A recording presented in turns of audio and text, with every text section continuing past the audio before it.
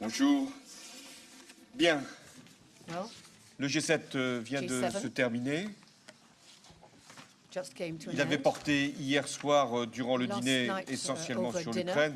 we spoke Je of vous en avais rendu Ukraine, compte. and I Vous savez, spoke les about positions it qui ont last été night. exprimées, You are aware considérer of the l'élection du positions. 25 mai comme The 25th une of étape May déterminante, elections were a pouvant key ouvrir milestone, à une désescalade, allowing for a ce qui de-escalation, suppose que le président élu soit which supposes that pleinement the reconnu comme la seule president-elect autorité légitime. be fully D'ailleurs, recognized. le 7 juin, And on il the sera officiellement 7th investi. of June, he Je rappelle will qu'il sera take également the présent oath. aux cérémonies He will du also débarquement be present demain.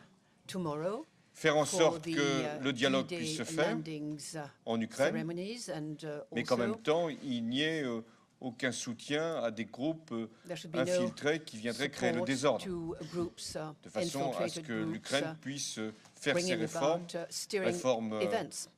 constitutionnelles, Constitutional réformes économiques, reform is necessary, as well as an economic régler la reform. question de son The approvisionnement en issue gaz of gas et supply pouvoir aussi needs to be settled, signer and also l'accord d'association avec the l'Europe. association Voilà agreement ce with qui est Europe maintenant needs to be signed. les prochains objectifs, So far for the les next prochaines exigences, milestones and les prochaines étapes targets, permettant de régler la allowing crise for ukrainienne. a Nous aurons à la fin settlement du mois of de juin the Ukrainian à en faire crisis. l'évaluation. By the end of June, we Je shall rappelle have qu'il to se assess tiendra the à ce situation. moment-là un As Conseil you know, européen. there will be a European Sur Council le second by the sujet end of du this G7 month. qui nous a occupé The second la matinée, topic, which we c'est discussed la this situation de morning, l'économie mondiale. is the global Nous ne sommes plus dans la economy crise. issue.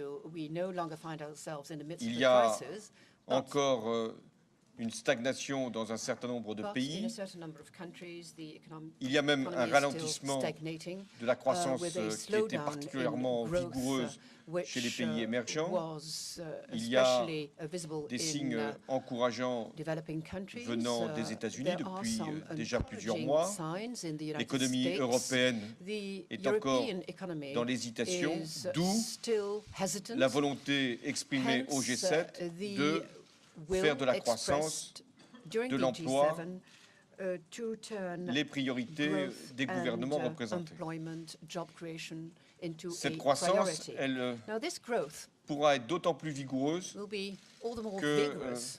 les investissements, That notamment dans les nouvelles technologies, dans le Investments numérique, in new technologies, dans la transition énergétique, digital technologies, seront élevés. Energy transitions, La croissance, elle will sera be d'autant plus high. vigoureuse Growth will qu'il be y all aura the more un soutien de la vigorous, demande that intérieure there will be a support, dans les pays qui domestically connaissent in countries un excédent de leur balance that commerciale. have, a surplus of, La croissance, their elle sera d'autant plus vigoureuse commercial balance. qu'il y aura des It will politiques de be change all équilibrées the stronger et des politiques that, monétaires that tenant there compte will be strong trade risque relations, and also de déflation we shall have to, que nous be avons aware relevé of, dans deflation plusieurs parties risks in du some monde, parts et of notamment the en world, Europe. À cet notably égard, le in rôle des banques Europe. centrales The est role of central banks déterminant is et therefore je veux decisive, saluer and I'd les like décisions to que welcome la Banque centrale the européenne decisions taken by a the prises Central aujourd'hui, European baissant les taux Bank d'intérêt today, et améliorant decreasing the le interest financement rates, de l'économie. and also backing Troisième the point, je reste sur la financing. croissance.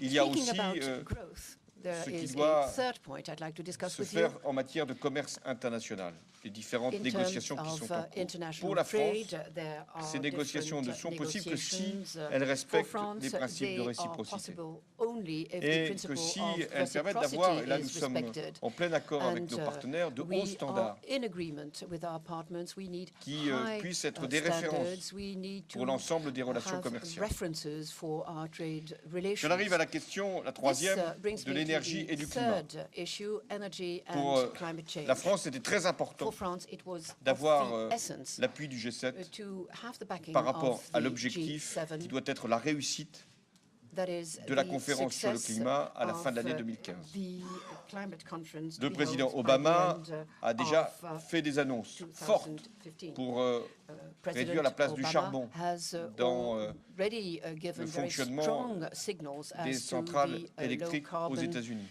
energy et pour and réduire les power émissions de gaz à stations effet de in the serre. United States, Les and also Européens reduce qui the se sont déjà greenhouse effect. eux-mêmes mobilisés par rapport à cet enjeu vont avoir à prendre, là encore, des décisions, en tout cas donner leur traduction. Ça sera un Conseil européen au mois d'octobre prochain. La Chine, qui est consciente de ce que peut représenter le réchauffement climatique et avec ses conséquences pour sa propre population, peut également favoriser l'aboutissement de cette conférence. Et puis, il y a tous les pays qui sont les plus concernés, sont les plus frappés. Je pense notamment aux pays d'Afrique, aux pays d'Asie, et qui vont être, là encore, mobilisés par rapport à cet enjeu. Ça, c'est le climat. Mais il y a aussi la sécurité énergétique, et ce n'est pas contradictoire. En réalité, la question de l'énergie renvoie à la croissance, comment en faire une source de croissance à travers la transition énergétique, renvoie à l'exigence qui doit être la nôtre par rapport à la lutte contre le réchauffement climatique. Et l'énergie, c'est aussi un enjeu d'indépendance et donc de sécurité.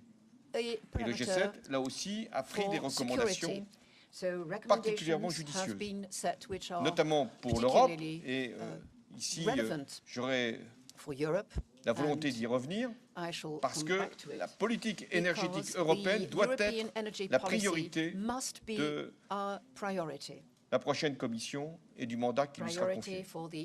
L'Europe de l'énergie, elle n'est pas simplement pour des objectifs de climat, très importants, c'est aussi pour des objectifs de sécurité et d'indépendance. La conférence sur le climat, la France en a la responsabilité. Et il y aura des étapes importantes pouvant nous y conduire. D'abord, il y a la rencontre qui va être organisée à l'initiative du secrétaire général des Nations Unies au mois de septembre. Il y aura donc le Conseil européen au mois d'octobre et le G7, dont l'Allemagne va avoir la responsabilité, pourra cadrer les propositions de cette instance avant donc la conférence sur le climat. Ça sera en juin 2015 et Mme Merkel en a fait sa priorité. Je veux terminer sur le développement et tout ce qui doit être fait pour assurer la sécurité, notamment en Afrique. Le développement, nous avons beaucoup insisté là-dessus. Ce sont à la fois des dispositions qui existent déjà, des fonds qui ont déjà été créés et qui doivent être pleinement mobilisés. Le développement, c'est aussi des questions de santé, à travers notamment la lutte contre le virus du sida, la tuberculose et un programme de vaccination. L'Afrique, c'est un continent d'avenir. Et la France le dit suffisamment par ma voix à chacun de mes déplacements en Afrique, partout où je vais. Et le monde doit prendre conscience que l'Afrique est à la fois un gisement, je ne parle pas des ressources naturelles, gisement de croissance, un gisement également de potentialité de développement, un gisement aussi démographique pour le monde, et qu'il convient de lui assurer une politique qui puisse lui permettre à la fois de faire sa croissance, et on voit bien que des pays comme le Nigeria représentent aujourd'hui la 20e économie du monde, et en même temps de lui assurer les bonnes conditions de développement, avec aussi des exigences en matière de gouvernance, en matière de lutte contre la corruption, et de lui permettre à ce continent jeune de ne pas être frappé par des fléaux, fléaux climatiques, fléaux sanitaires. Et il était important que le G7 puisse également se terminer sur un impératif, qui est la lutte contre les inégalités. Le monde est dangereux, c'est vrai.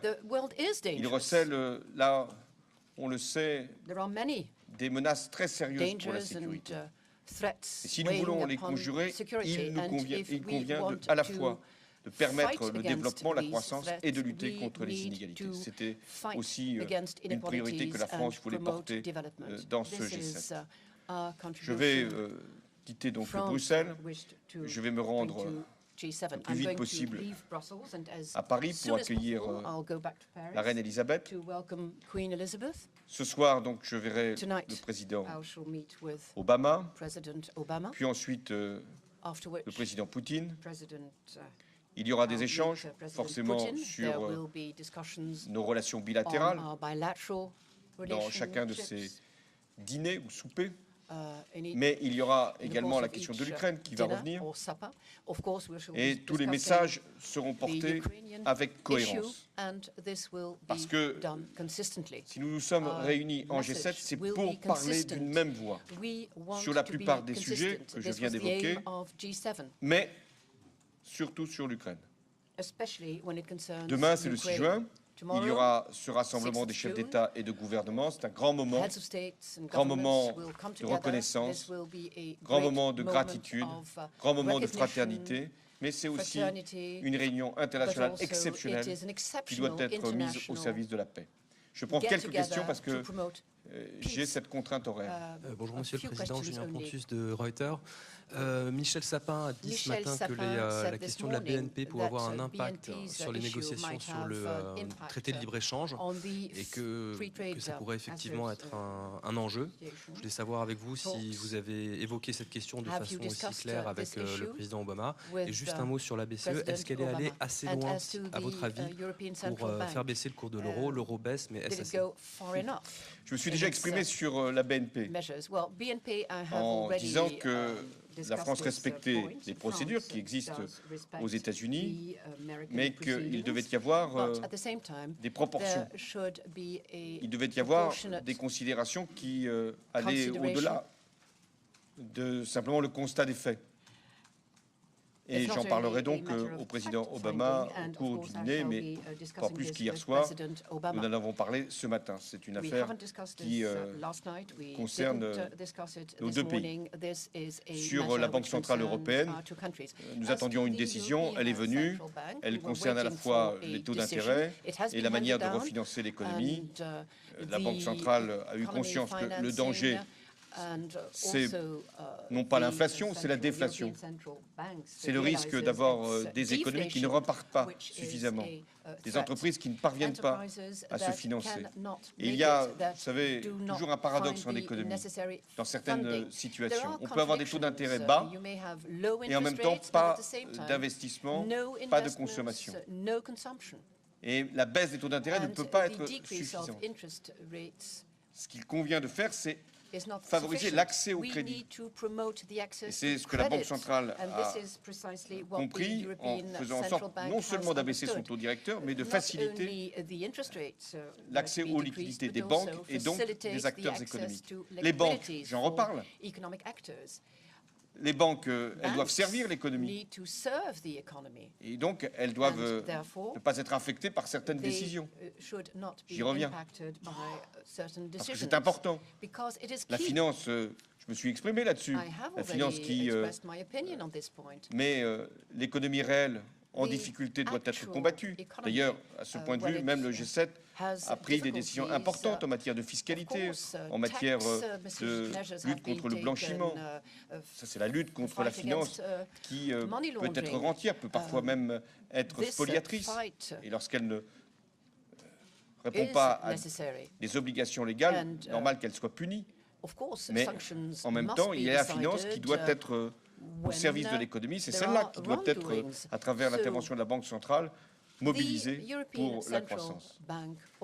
Oui. Monsieur le Président, ici Jérémy Brossard, BFM Oui. TV. Sur l'Ukraine, Vladimir Poutine était le grand absent de cette réunion. Vous le rencontrez ce soir. Je voudrais savoir dans quel état d'esprit vous êtes.